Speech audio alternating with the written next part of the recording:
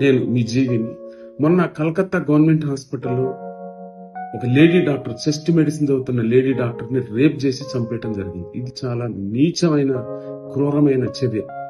ఇలాంటివి మన పిల్లలకి జరుగుతూ ఉంటే మనం ఎంత బాధపడాలి. ఇది అసలు చెప్పడానికి అలివిగానే పరిస్థితి అండి. ఎందుకు ఇలా జరుగుతూ ఉంది? కానీ మేనేజ్మెంట్ భద్రత కల్పించాల్సిన అవసరం ఉంది. వాళ్ళ చదువుకునే స్టూడెంట్స్ కి వాళ్ళు ఎవరి కోసం పనిచేస్తున్నారు?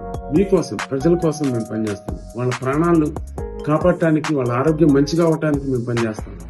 మీరు మాకు కనీస భద్రత కల్పించకపోతే ఇట్లాంటి యాంటీ సోషల్ డ్రగ్స్ తీసుకున్న వాళ్ళు, తాగిన వాళ్ళు వచ్చి వాళ్ళ నుంచి కూడా మమ్మల్ని కాపాడలేకపోతే మేము ప్రజల్ని ఎలా కాపాడతాం?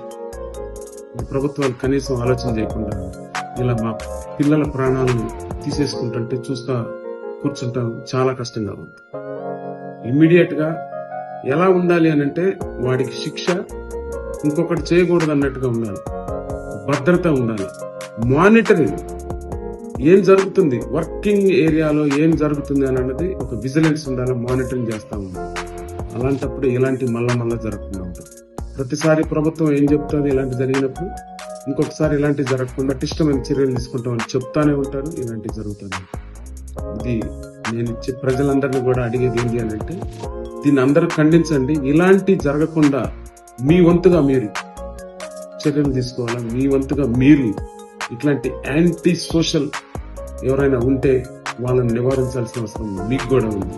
ఎందుకంటే చనిపోయింది మన పిల్లలు.